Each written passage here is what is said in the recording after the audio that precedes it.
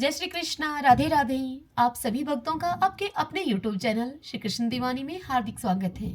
आज आप सब सुन रहे हैं माघ माह के कृष्ण पक्ष की षटतिला एकादशी की कथा। सर्वप्रथम भगवान का स्मरण करते हुए सभी बोलिए ओम नमो भगवते वासुदेवाय, श्री राधा कृष्णाभ्याम नमो नमः। एक समय युधिष्ठिर ने पूछा भगवान श्री कृष्ण से कि हे जगन्नाथ, हे श्री कृष्ण, हे आदिदेव, हे जगतपते, माघ माह के कृष्ण पक्ष में कौन सी एकादशी होती है, उसके लिए कैसी विधि है, उस एकादशी को व्रत करने से क्या फल है। हे महाप्राग, कृपा करके यह सब बातें मुझे बताइए। यह सुनकर भगवान श्री कृष्ण बोले हे नृश्रेष्ठ, सुनो, माघ माह के कृष्ण पक्ष की जो एकादशी है वह षटतिला के नाम से विख्यात है। यह एकादशी सभी पापों का नाश करने वाली है। अब तुम षटतिला की पाप हारणी कथा को सुनो, जिसे मुनि श्रेष्ठ पुलसत्य ने दाल भय से कहा था।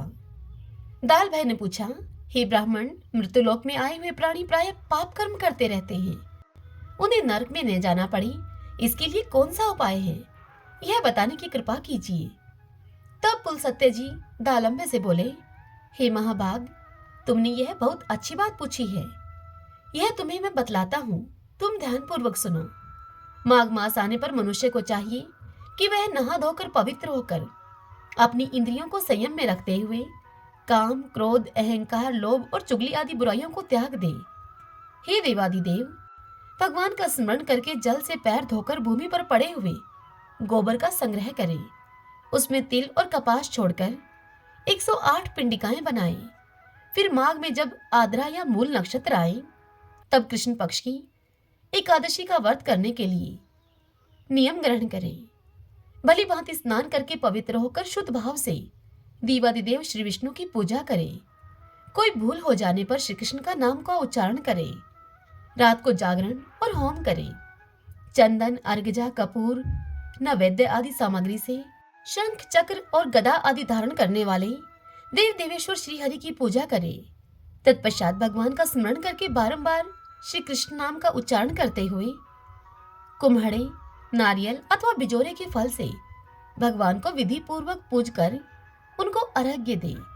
अन्य सब सामग्रियों के अभाव में 100 सुपारियों के द्वारा भी पूजन और अर्घ्य दान किया जा सकता है। अर्घ्य दान करने का मंत्र इस प्रकार है, कृष्ण कृष्ण कृपालो सत्वं गतीनां गतिर्भव संसाराणो मग्नानां प्रसिद्ध पुरुषोत्तम नमस्ते पुंडरीकाक्ष नमस्ते विश्वभावन सुब्रह्मण्यम नमस्ते अस्तु महापुरुष पूर्वजय ग्रहणमर्घ्यं मया दत्तं लक्ष्म्या सह जगतपते। अर्थात, हे सच्चिदानंद स्वरूप, हे श्री कृष्ण, आप बड़े दयालु हैं।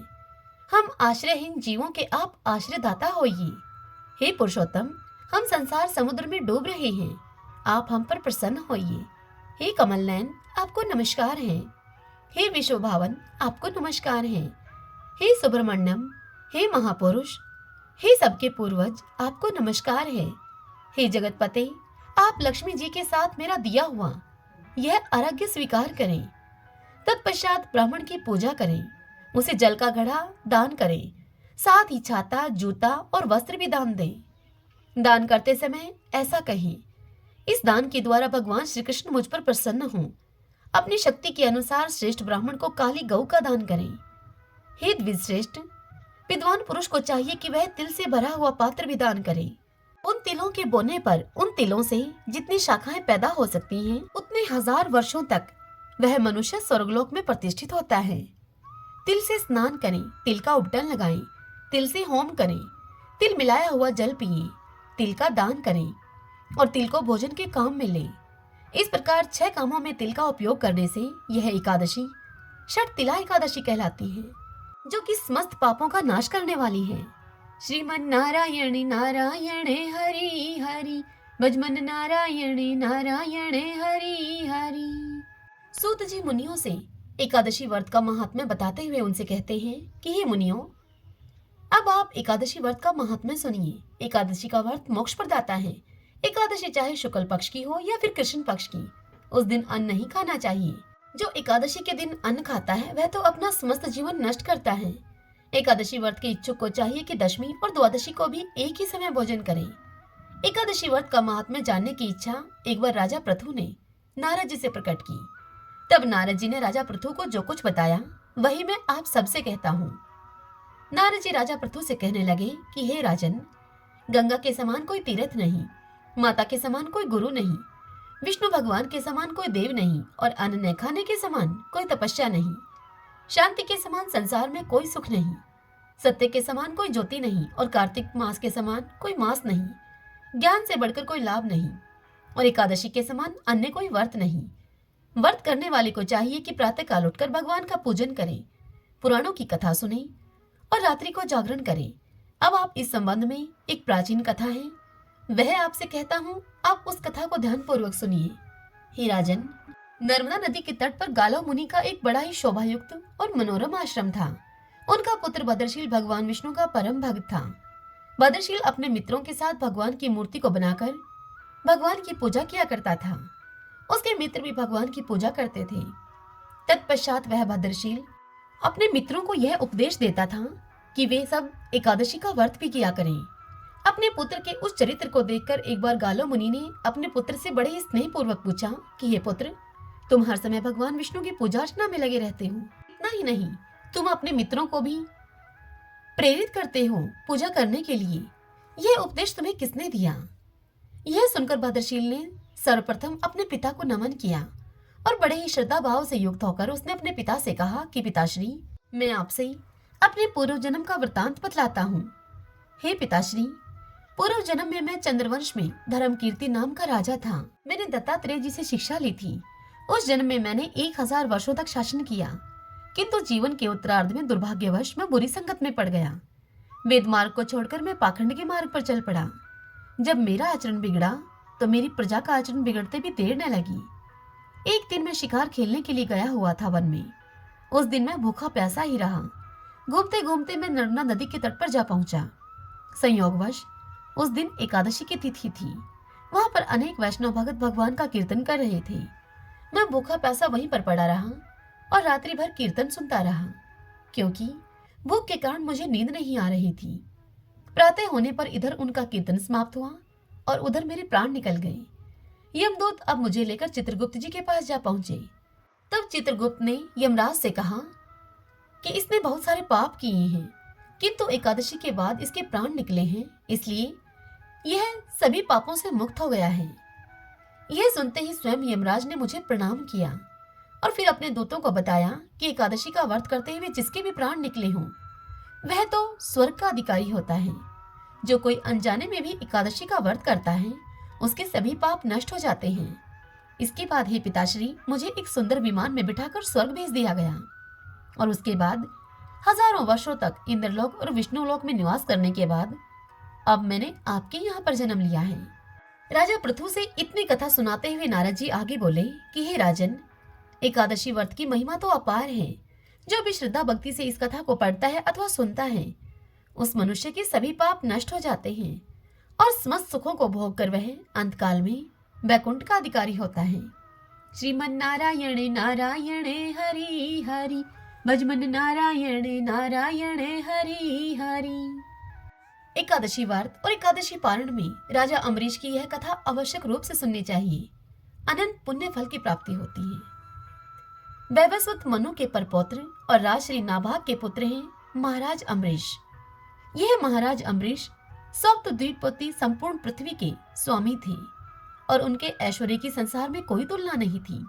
कोई दरिद्र मनुष्य भोगों के अभाव में वैराग्यवान बन जाए तो यह तो सरल है, किंतु धन दौलत के होने पर विलास भोग की पूरी सामग्री प्राप्त रहते हुए वैराग्यवान होना, विषयों से दूर रहना महापुरुषों के ही बस की बात है और यह भगवान की कृपा से ही होता है।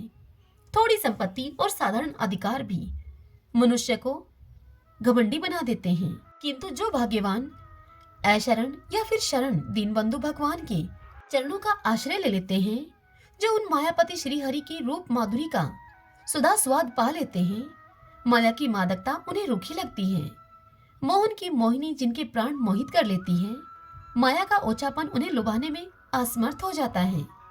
वे तो जल में कमल की भांति संपत्ति और ऐश्वर्य के मध्य भी निर्लिप्त ही रहते हैं। वैवस्वत मनु के परपौत्र और राज ऋषि नाभाग के पुत्र अम्बरीश को अपना ऐश्वर्य स्वपन के समान असत जान पड़ता था। वे जानते थे कि संपत्ति मिलने से यह मोह होता है और बुद्धि मारी जाती है। भगवान वासुदेव के भक्तों को पूरा विश्व ही मिट्टी के ढेलों सा लगता है। विश्व में तथा उसके भोगों में नितांत अनासक्त अम्बरीश जी ने अपना सारा जीवन परमात्मा के पावन पाद पद्मों में ही लगा दिया था। जैसा राजा वैसे प्रजा। महाराज अम्बरीश के प्रजाजन, राज कर्मचारी सभी लोग भगवान के पवित्र चरित्र सुनने, भगवान के नाम गुण का कीर्तन करने में और भगवान के पूजन ध्यान में ही अपना समय लगाते थे। भक्त वत्सल भगवान ने देखा कि मेरे ये भक्त ये तो मेरे चिंतन में ही लगे रहते हैं, तो भक्तों के योगक्षेम की रक्षा करने वाले प्रभु ने अपने सुदर्शन चक्र को अम्बरीश तथा उनके राज्य की रक्षा में नियुक्त कर दिया। जब मनुष्य अपना सब भार उन सर्वेश्वर, उन भगवान पर छोड़कर उनका हो जाता है, तब वे दयामय उसके योगक्षेम का दायित्व अपने ऊपर लेकर उसे सर्वथा निश्चिंत कर देते हैं। सुदर्शन चक्र अम्बरीश के द्वार पर रहकर राज्य की रक्षा करने लगा। अब राजा अम्बरीश ने एक बार अपनी पत्नी के साथ श्री कृष्ण को प्रसन्न करने के लिए वर्ष की सभी एकादशियों के व्रत का नियम किया। वर्ष पूरा होने पर पारण के दिन उन्होंने धूमधाम से भगवान की पूजा की, ब्राह्मणों को गौदान किया। यह सब करके जब वे अपने व्रत का पारण करने जा रहे थे, तभी वहां पर महर्षि दुर्वासा अपने शिष्यों के सहित पधारे। राजा ने उन सबका सत्कार किया और उनसे भोजन करने की प्रार्थना की। दुर्वासा मुनि ने राजा की प्रार्थना को स्वीकार कर लिया और स्नान करने के लिए वे यमुना तट पर चले गए। द्वादशी केवल अभी एक घड़ी ही शेष थी। द्वादशी में एकादशी व्रत का पारण न करने से व्रत भंग होता है। उधर दुर्वासा जी आएंगे कब, यह कुछ पता नहीं था। अतिथि से पहले भोजन करना अनुचित था। ब्राह्मणों से व्यवस्था लेकर राजा ने भगवान के चरणोदक को लेकर अपने व्रत का पारण कर लिया और फिर वे व्रत का पारण करने के लिए, भोजन करने के लिए ऋषि की प्रतीक्षा करने लगे।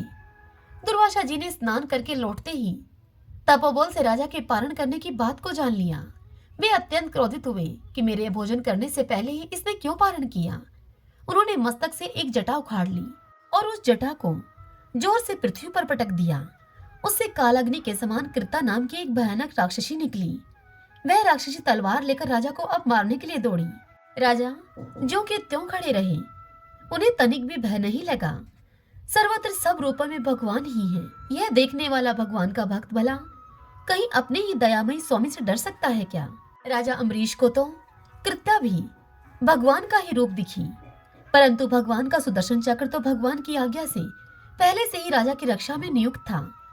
उसने पलक मारते ही कृत्या को भस्म कर दिया। फिर दुर्वासा की भी खबर लेने के लिए उसकी ओर दौड़ा। अपनी कृत्या को इस प्रकार नष्ट होते और ज्वालामय कराल चक्र को अपनी ओर आते हुए देखकर दुर्वासा जी अपने प्राण लेकर भागे। वे दशों दिशाओं में, पर्वत की गुफाओं में, समुद्र में, जहां जहां छिपने के लिए गए, चक्र वहीं उनका पीछा करता गया। आकाश पाताल में वे सब कहीं गए। इंद्र आदि लोकपाल तो उन्हें क्या शरण देते। स्वयं ब्रह्मा जी और शंकर जी ने भी उनको कोई आश्रय नहीं दिया। दया करके शिव जी ने उनको भगवान के पास ही जाने के लिए कहा। अंत में दुर्वासा जी बैकुंठ लोक गए और वे भगवान विष्णु के चरणों पर गिर पड़े। दुर्वासा ने भगवान विष्णु से कहा कि हे प्रभु, आपका नाम लेने से नारकीय जीव नरक से भी छूट जाते हैं, अतः आप मेरी रक्षा करें। मैंने आपके प्रभाव को न जानकर आपके भक्त का अपराध किया है, इसलिए आप मुझे क्षमा करें। भगवान अपनी छाती पर भृगु की लात तो सह सकते हैं, अपने प्रति किया गया अपराध वे कभी मन में ही नहीं लेते, पर भक्त के प्रति किया गया अपराध वे कभी क्षमा नहीं कर सकते। प्रभु ने यह सुनकर कहा कि हे महर्षि, मैं स्वतंत्र नहीं हूँ, मैं तो मेरे भक्तों के पराधीन हूँ। साधु भक्तों ने मेरे हृदय को जीत लिया है। साधुजन मेरे हृदय हैं और मैं उनका हृदय हूँ। मुझे छोड़कर वे और कुछ नहीं जानते और उनको छोड़कर मैं भी लक्ष्मी जी की, जिनकी एकमात्र गति मैं ही हूँ, मैं उन्हें भी नहीं चाहता। जो भक्त स्त्री, पुत्र, घर परिवार, धन, प्राण, इहलोक और परलोक सभी कुछ त्याग कर मेरी शरण आया है, भला मैं उसे कैसे छोड़ सकता हूँ। जिस प्रकार पतिव्रता स्त्री अपने पति को अपनी सेवा से वश में कर लेती है, वैसे ही समदर्शी भगत जन मुझ में चित्त लगाकर मुझे भी अपने वश में कर लेते हैं। नश्वर स्वर्ग आदि की तो बात ही क्या है, मेरे भक्त मेरी सेवा के आगे मुक्ति को भी स्वीकार नहीं करते। मेरे ऐसे भक्तों के मैं सर्वथा अधीन हूँ। इसलिए हे ऋषिवर, आप उन महाभाग नाभाग तन्ने अर्थात नाभाग के पुत्र के पास जाएं, वहीं आपको शांति मिलेगी। इधर राजा अम्बरीश बहुत ही चिंतित थे। उन्हें लगता था कि मेरे ही कारण दुर्वासा जी को मृत्यु के भय से ग्रस्त होकर भूखे ही भागना पड़ा है। ऐसी अवस्था में मेरे लिए भोजन करना कदापि उचित नहीं है। इसलिए वे केवल जल पीकर ऋषि के लौटने की पूरे 1 वर्ष तक प्रतीक्षा करते रहे। वर्ष भर के बाद दुर्वासा जी जैसे वहां से भागे थे, ठीक वैसे ही भयभीत और दौड़ते हुए वहां पर आई और उन्होंने राजा का पैर पकड़ लिया। ब्राह्मण के द्वारा पैर पकड़े जाने से राजा को बड़ा संकोच हुआ। उन्होंने स्तुति करके सुदर्शन चक्र को शांत किया। महर्षि दुर्वासा मृत्यु के भय से छूटे। सुदर्शन का अत्युग्र ताप जो कि उन्हें जला रहा था, अब वह ताप शांत हुआ। अब प्रसन्न होकर वे कहने लगे कि आज मैंने भगवान के दासों का महत्व देख लिया। हे राजन, मैंने तुम्हारा इतना अपराध किया था, पर तुम मेरा कल्याण ही चाहते हो। जिन प्रभु का नाम लेने से ही जीव समस्त पापों से छूट जाता है, उन तीर्थपाद श्रीहरि के भक्तों के लिए कुछ भी कार्य शेष नहीं रह जाता। हे राजन, तुम बड़े दयालु हो। मेरा अपराध न देखकर तुमने मेरी प्राण रक्षा की। अम्बरीश के मन में ऋषि के वाक्यों से कोई अभिमान नहीं आया। उन्होंने इसको भगवान की कृपा ही समझा। महर्षि के चरणों में प्रणाम करके बड़े आदर भाव से राजा ने उन्हें भोजन करवाया। उनके भोजन करके चले जाने पर 1 वर्ष के बाद उन्होंने वह पवित्र अन्न प्रसाद रूप से लिया। बहुत काल तक परमात्मा में अपने मन को लगाकर प्रजा पालन करने के बाद अम्बरीश जी ने अपने पुत्र को वह राज्य सौंप दिया और भगवान वासुदेव में अपने मन को लगाकर वे वन में चले गए। वहां भजन तथा तप करते हुए उन्होंने भगवान को प्राप्त कर लिया। श्रीमन नारायण नारायण हरि हरि, भजमन नारायण नारायण हरि हरि। पंढरपुर नामक नगर में एक बहुत बड़ा और धनी सेठ रहता था। उसके यहाँ तुलादान का एक बार उत्सव हुआ। उस सेठ ने अपने आप को सोने से तोलकर नगर के सभी लोगों को सोना दान में दिया। सेठ ने सभी लोगों से पूछा कि कोई रह तो नहीं गया।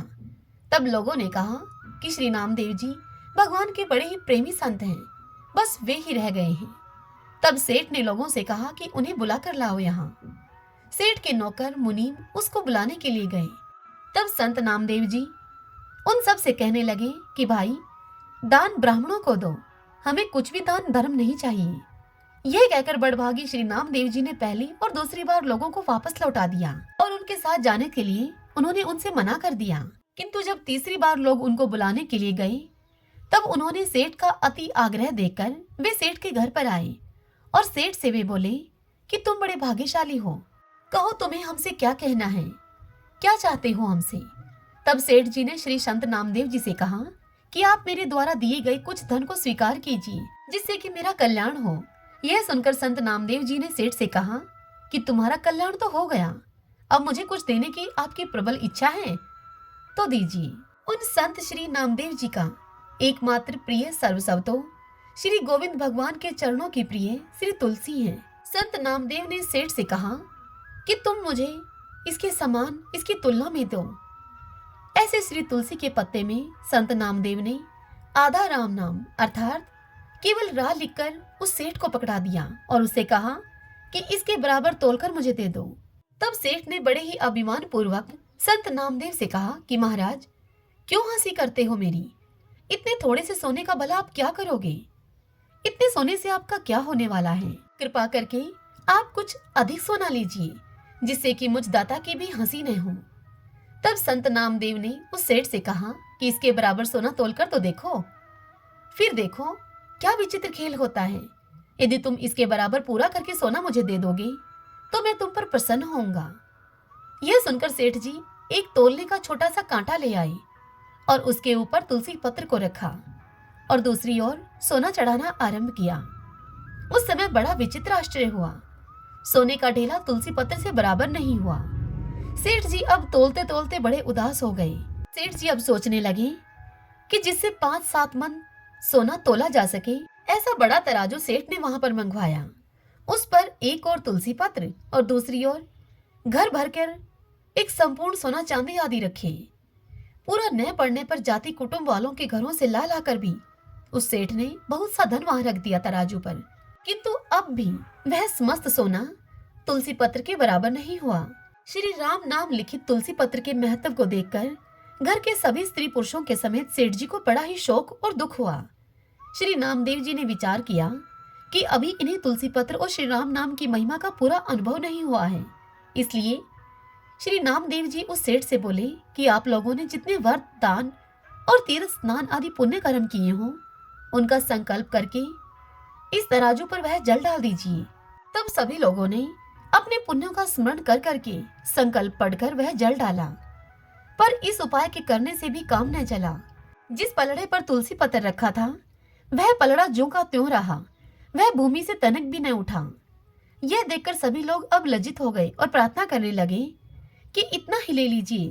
संत श्री नामदेव जी बोले कि हम इस तुच्छ धन को लेकर क्या करें, हमारे पास तो राम नाम का धन है। आप लोगों का यह धन उसकी बराबरी भी नहीं कर सकता है। इस धन से कल्याण होना संभव नहीं है। नाम की और तुलसी की महिमा को देखकर आज से इस धन को तुम तुच्छ समझो और राम नाम रूपी धन से तुम सब प्रेम करो, गले में तुलसी माला को धारण करो और राम नाम जपो।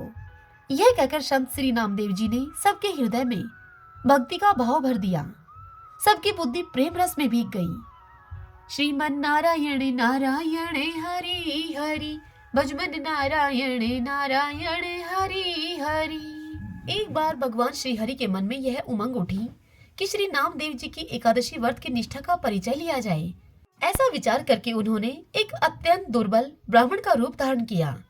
एकादशी व्रत के दिन श्री नामदेव जी के पास पहुंचकर बड़ी दीनता करके वह उनसे भिक्षुक के रूप में अन्न मांगने लगे और कहा कि मैं बहुत भूखा हूँ, कई दिनों से मैंने भोजन आदि नहीं किया है, कुछ अन्न दो मुझे खाने के लिए।